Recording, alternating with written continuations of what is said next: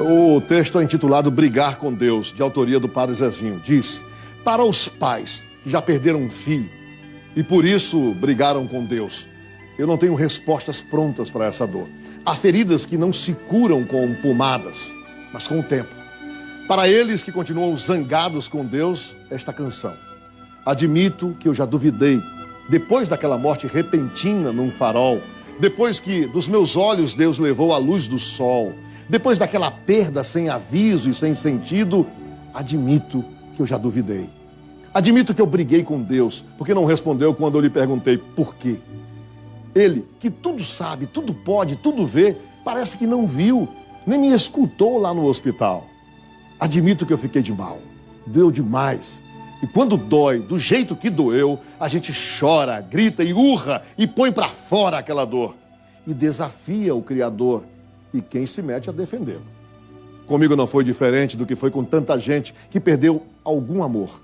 Briguei com Deus, briguei com Deus. E se eu briguei, foi por saber que Deus ouvia. Admito que eu me revoltei. Onde é que estava Deus com o seu imenso amor? Se Deus é amoroso, então por que deixou? Porque tinha que ser do jeito que foi. Admito que eu o desafiei por não achar sentido no que Deus me fez. E nem me perguntei por que será que o fez. Briguei com quem levara alguém que eu tanto amei. Admito que eu já blasfemei. Doeu demais. E quando dói do jeito que doeu, a gente chora e grita e urra e põe pra fora aquela dor.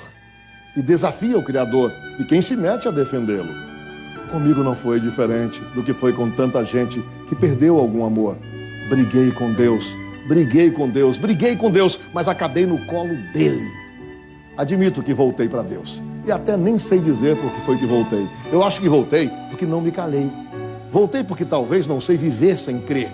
Admito que voltei para Deus. Admito que ainda creio em Deus. Mas eu tenho 1000 perguntas a doer em mim. Eu tenho 1000 perguntas para lhe fazer. Espero que ele um dia ele queira responder. Ele sabe o que é que eu penso dele. Padre Zezinho. A bancada Piauí está no ar.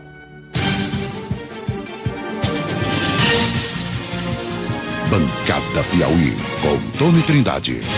É a hora certa do H-Visão, nesta quarta, 16 de maio de 2018, 2 da tarde, 3 minutos. H-Visão 3220-1010, Rua Goiás, 798 Pissarra. É o Dr. Tiago Castro Ramalho no comando de uma brilhante equipe que atua na Rua Goiás, 798 Pissarra, também na Praça dos Correios, na região do Grande Liceu. E por esse número, o 3220-1010, você tem contato com a equipe H-Visão sempre à sua disposição. A bancada Piauí começa comigo, com Douglas, com Pedro e com Kátia D'Angelis, mais uma vez conosco. Boa tarde, Kátia. Boa tarde. Boa tarde, Pedro. Boa tarde, Tony. Boa tarde, Tony.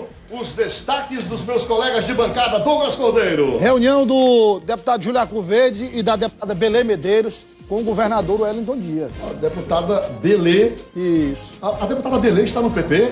Progressistas, né? Isso. A gente olha, ainda lembra dela no PSB, não é o partido que ela é? Teve no PSB antes, né? E por que foi ela com o deputado Júlio, hein? Eu digo já. Daqui a São pouco você do PP, explica. né? Tá bom, então. Reunião com o governador. Com o governador Wellington Dias. Daqui a pouco, Pedro Alcântara. Antes do destaque, eu queria comentar esse caso dessa menina, porque na Câmara... Comente depois, deu destaque. Então tá certo. Tá bom? Por favor, daqui a pouco a gente trata. Então, meu destaque é o seguinte, eu falei não. agora há pouco com o conselheiro Kenny Barros. Certo. O tribunal aceita a liberação do dinheiro dos O Tribunal de Contas. De contas, desde que haja uma auditoria na verba passada. Na anterior. Das obras, do que foi feito antes. Saber tudo o que foi feito, como foi aplicado o recurso Eu gravei anterior. com ele aí. Daqui a pouco vamos ouvir. O dinheiro vem, fica aqui guardado, faz a auditoria depois. Olha, é uma das primeiras falas do conselheiro Kennedy Barros, né? Que está ligado depois, né? É a primeira, se não a primeira. É importante, daqui a pouco aqui na bancada. Kátia D'Angelis, o seu destaque nesta tarde. O meu destaque hoje tem a ver com a seca, as águas do Rio Parnaíba. E aí um projeto, tem transposição do Rio Parnaíba por aí. Transposição do Rio Parnaíba? Porque essa palavra está muito ligada ao Rio São Francisco, ao Velho Chico. Pra onde, Kátia, essa transposição? Aí depois eu te falo. Daqui a pouco, então, os detalhes com a Kátia D'Angelis. A bancada Piauí começa. Pedro, a gente começa, então, a bancada ouvindo o seu comentário sobre este caso. Por favor. Pois é, na Câmara não houve a sessão porque o pai da Areta aquele senhor que fica no plenário ali. Sim. O Aldir Claro. Certo. Ele é assistente parlamentar. Ele Certo. que controla ali, está inserindo pessoas no plenário da Câmara. Muito bem. Então os vereadores foram para a casa dele, onde havia o velório da filha. Aham. E a história da menina é o seguinte: a mãe morreu muito cedo, o pai contraiu segunda núpcias e ela foi morar com a avó. A segunda mulher dele morreu e ele foi morar com o filho. Pedro, foram 20 perfurações, De duas. 22 facadas? 22. E depois um atropelamento. Mas atropelamento não se pode afirmar que tenha sido o autor, né? Ele pode ter desovado o corpo E alguém, outro foi atropelado. Não se pode afirmar. Antes de vocês continuarem com os comentários, vamos chamar a reportagem, que pode ajudar muito a ilustrar. A reportagem sobre este vamos caso. ver. Vamos ver. Eu tenho outras informações. Foi grande a movimentação na casa do pai da cabeleireira Areta Dantas Claro, de 32 anos, onde o corpo da jovem foi velado. Seu Aldir Claro, pai de Areta, é funcionário da Câmara Municipal de Teresina e recebeu o apoio de vereadores durante o velório da filha no bairro Bela Vista, zona sul de Teresina. O corpo de Areta foi encontrado com fortes sinais de violência na Avenida Maranhão. No velório, o pai da jovem não teve condições de falar com a imprensa. Duro.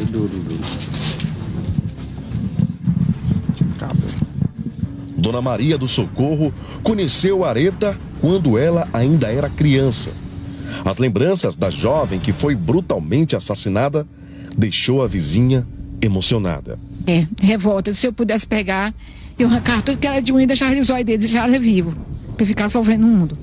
Eu digo toda a verdade. Uma coisa dessa não se faz com ninguém. São as pessoas que querem uma pessoa à força, moço. Como é que pode morar com uma pessoa à força? Não pode. Segundo o tio da vítima, a família prefere deixar o assunto do crime contra a vida da cabeleireira somente com a polícia. O sentimento que a gente tem é de tristeza apenas, né? E vamos deixar isso a cargo mesmo das investigações, que a polícia descubra, e eu creio que eles têm competência para isso. De acordo com informações, a cabeleireira Areta estava separada do ex-marido pelo menos 3 meses. E por isso estava morando no conjunto Saci, com a avó e algumas tias. De acordo com a família, a cabeleireira saiu de casa na noite da última segunda-feira para lanchar no bairro onde morava e não voltou mais para casa.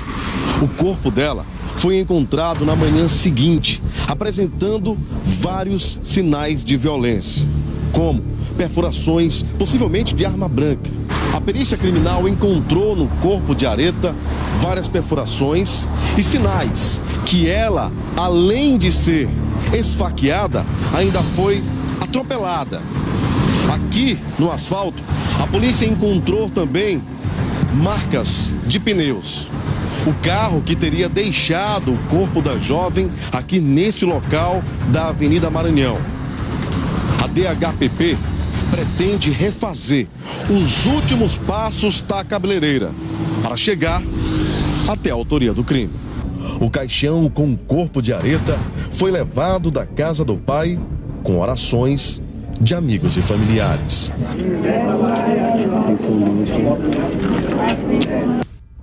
Muito bem. Eu quero continuar ouvindo Pedro Alcântara, Douglas e Tônia, é o Kátia seguinte, sobre esse assunto. E aí, a casa do Saci, a informação que tem, que recebeu uma ligação e foi se encontrar com essa pessoa. Pedro, então ela não Entendi estava passando tudo. dias na casa da avó, ela morava já com a Morar avó. com a avó, morar com a avó. Já, né? Ela separou dele. Ele Então batia- logo separou, foi morar com a avó. ele batia muito nela, Aham. ciumento e tudo. Há uma informação, Então, né? É. há uma informação, Douglas, que a mãe dele ligou para ela dizendo que não aguentava mais do que o desespero dele, que ele estava incontrolável Ah. com a separação. E então ela foi em conta dessa pessoa, que supostamente pode ser ele, e desapareceu. Agora, o atropelamento, só ele vai dizer se foi ou não, né? Porque Nem ele, só a polícia, porque ele não Também a assumiu, né? reconstituição pode ajudar bastante nós nisso, estamos né? diante de um quadro que configura um Crime de feminicídio. Não, né? um homicídio, o artigo 121, um agravante, uma qualificadora, feminicídio. Por ser gênero, por ser mulher. Isso. Ele matou uma mulher por ciúmes, Com ciúmes, com incontrolável. posse. Então, Mas vem o homicídio e vem o feminicídio, que agrava a pena. E a desova do corpo também é outro fator. E se foi ele o autor que matou e atropelou, mais ainda. Que este caso sirva de exemplo para dezenas, centenas de outras famílias que têm casos semelhantes.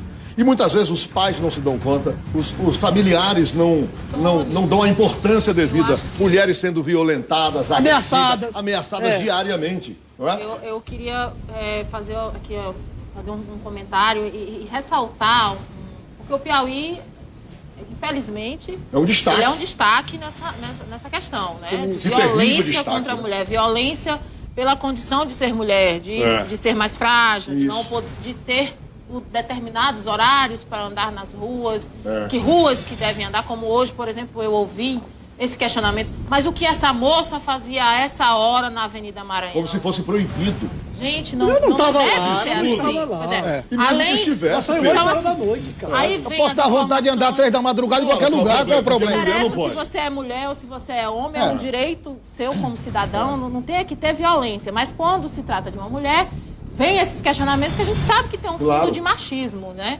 E aquela condição de ser mulher, ser mais frágil, morreu e agora, não pode se defender. E o que a gente vê frequentemente nesses casos é uma chuva que vem depois de questionamentos e críticas de comportamento. Traduzindo o que a Cátia está dizendo, é culpando a vítima. Culpando a vítima. Passando a denegrir a imagem póstuma. Rapaz, é um vilipêndio. Eu vou fazer aqui uma ligação entre 3 casos.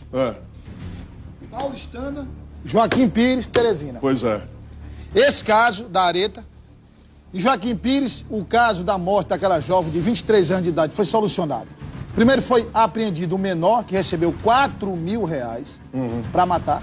E depois, ontem, foi preso o autor intelectual, o mandante. Que tinha um relacionamento com ela.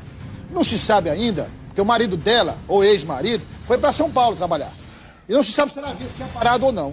Nessa viagem dele, ela começou um relacionamento com esse Antônio da Costa. Depois o ex-marido liga dizendo que quer que ela vá para São Paulo. Ele não aceita o fim do relacionamento e manda matar. Que é o que acontece de uma forma mais comum. Que é o caso aí, né? Não aceita a negativa. A mulher dizer, não quero mais. Não gosto mais de você, aí, não dá para conviver mais. Eu não sei se era para voltar o relacionamento. Bom, foi preso. Paulistana. A Polícia Civil deflagrou a Operação Espéculo, lá em Paulistana. Começou como? Uma jovem que tinha um relacionamento com o namorado, depois soube que estava grávida. O namorado começou a ameaçar de morte. Jovem.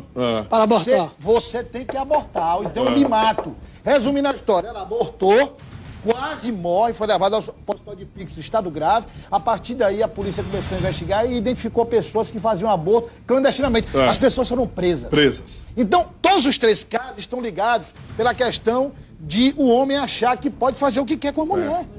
Meu Deus. Você vê esse cara, Joaquim Pires, ela não queria, mas mandou matar, Tony. 4.000. Eu não sei mais, tem que endurecer mais a cultural. lei. Feminicídio, Lei Maria da Penha, tudo e não tá eu acredito muito também, como eu falei, é cultural. Infelizmente essa crença de que o homem pode mais que a mulher. Camila. E também a impunidade. Eu acho que na hora eles... Por ser uma questão cultural, de ter essa consciência errônea de que muitas são vezes vem aquele superiores, argumento em defesa da honra. Não estou nem aí pra lei. Código Penal. Nem mais. Nem figura Exatamente. mais. Não estou Está nem feito o aí pra lei. registro. E vamos acompanhar mais esse caso. Agora vamos a Luiz Correia. A Câmara Municipal de Luiz Correia acatou denúncia. Vocês lembram do assunto? Tratamos aqui. Não sei se o Pedro estava aqui. Não. Suposta quebra de decoro parlamentar. Um dos vereadores teria pedido emprego e ajuda financeira ao prefeito. Emprego até para a mãe dele, para o Quim do Caranguejo. A reportagem é de Hilda Monção. Vamos ver. A denúncia por quebra de decoro parlamentar contra o vereador Rafael Silva, eleito pelo PPL no município de Luiz Correia, foi acatada pela maioria dos vereadores na Câmara Municipal. Rafael é investigado pelo crime de corrupção passiva. Segundo a denúncia, ele teria pedido ao atual prefeito do município, Quim do Caranguejo, empregos e dinheiro em troca de apoio na Câmara Municipal. Esse é um procedimento que tem que ser pautado tanto pela lei orgânica quanto pelo próprio regimento da casa, que aduz a aplicação desse decreto de 67, que é um decreto que apura a quebra de decoro e situações que se perfazem lá como indignas ao parlamento. As denúncias estão sendo apuradas pela comissão processante do Legislativo de Luiz Correia.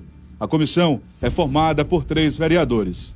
Segundo o presidente da comissão, o vereador Rafael Silva, foi intimado para apresentar a sua defesa. É muito complicada a situação daquela pedida de emprego com troca de favores, né? Ninguém vai atrás de trocar emprego por apoio na Câmara Municipal. A relatora da comissão, a vereadora Francilda Paes, do PP, ressaltou que este tipo de acordo é comum acontecer. Nós vamos dar nosso ponto de vista, de acordo com a denúncia, né? Que a denúncia, no meu ponto de vista como relatora, como vereadora, eu acho muito vaga. Foi apenas um pequeno texto, onde a parte do denunciante quase não tem nada. Na época eles eram do mesmo lado, pediu voto, os dois juntos. Eu acredito que houve um acordo. Porque se há um acordo entre 2 pessoas, por que ele fez a denúncia antes? A denúncia contra o vereador Rafael Silva surpreendeu a todos na Câmara. Será uma tristeza nós tirarmos um colega da nossa Câmara, se for necessário. Mas se for necessário, nós teremos que cortar na própria carne. Em sua defesa, Rafael afirma não lembrar do diálogo com o prefeito e que o conteúdo da conversa pode ter ocorrido quando os dois pertenciam ao mesmo grupo político. Eu desconheço o conteúdo da mensagem, né? Então não existia contato nenhum recente com o prefeito. Não existia contato nenhum, porque há muitos meses atrás eu já estava na oposição. Tem que ter o cuidado para se verificar se esse conteúdo é verdadeiro ou não. Se existiu algum contato, é importante que o processo legal seja seguido lá na Justiça, porque lá eu vou ter como solicitar e solicitar as provas necessárias para provar a nossa inocência. A denúncia contra o vereador também está sendo investigada pelo Ministério Público de Luiz Correia. Na Câmara, caso as denúncias sejam comprovadas, Rafael Silva pode perder o mandato. Bom, até Alzheimer já serve aí, né? Como justificativa. Não lembro bem, não recordo de ter tido esse diálogo. E outra coisa, se eu estava lá do lado do prefeito, eu podia ter tido esse diálogo. Absurdo. Quer dizer, então, que por ser da situação, aí pode pedir uns 10 empregos, empregar a mãe e tal. O fato de estar na oposição é que o impediria disso. Levanta o dedo aí, o vereador de situação que não pede emprego ao prefeito. Deixa eu lhe fazer uma pergunta. Até pra mãe? Pra mamãe. Olha, pra mamãe. Empregar a mamãe. Na situação, meu amigo, o cara vai lá no prefeito e pede mesmo. Deixa eu lhe fazer uma pergunta. Tem um trecho... botar na nossa cidade é diferente. Tem um trecho da matéria aí, que acho que é um vereador que fala, que na hora que ele fala, eu tive a impressão muito clara de que o Brasil virou a Inglaterra. Foi? Por quê? Na paz, sem corrupção. Quer dizer, nunca ninguém negociou cargo, nunca ninguém pediu nada pra ninguém. Nada. É tudo republicano. É uma probidade. Agora, Meu Douglas, Deus. se for adiante, Vou caçar só isso aí. caçarem o mandato do vereador, Caçar o resto. já vamos ter um Uma case, jurisprudência. um case a ser copiado pelo Senado, Claro. pela Câmara, pela Comissão Portanto, de a gente pode imaginar o quê? Aí você confirma. A Que relatora... pode acontecer tudo. E mais provável nada. Inclusive nada. Mais provável, a relatora disse que a denúncia é vaga. É vaga, a relatora. A relatora, rapaz. rapaz, Uma denúncia vaga, outra... Olha, é muita tristeza a gente ter que um par nosso, tem que cortar na própria carne, né? Meu Jesus de Nazaré. Corporativismo Deus nos doido, proteja. meu Meu amigo. Deus. Olha, a CFH Autosserviço é a única oficina em Teresina com serviço autorizado e com venda de peças MWM, a maior fabricante de motores a diesel do Brasil. Total credibilidade, certificada por uma das empresas mais importantes do setor automotivo. Invista em seu veículo com essa garantia. Passe na CFH para fazer check-up gratuito. Você vai encontrar todos os serviços que precisa. Mecânica leve e pesada, montagem de motores, caixa de marcha e diferencial, especialista ainda em picapes, hein? Cuide da sua caminhonete com quem entende. Aproveite também para ganhar um balanceamento por cada pneu que comprar e divide em até 8 vezes sem juros. Consulte as condições. CFH Autosserviço, Barão de Gurgueia, na altura da Caixa Econômica, 3303-4353. O WhatsApp é o 99802-4512. E o Paraíba, hein? O Paraíba está comemorando 60 anos Bolinhas de amarelas. história. A maior rede de varejo do Norte e Nordeste é conhecida pelas ações de marketing que realiza até hoje. E, por sempre, é claro, marcar a vida dos seus clientes com grandes premiações. Olha só, depois de contar o sucesso de alguns cases, como o da bola amarela e o das lojas em sua casa, o Paraíba agora destaca as histórias de quem já foi contemplado com prêmios em suas promoções. Olha só este caso.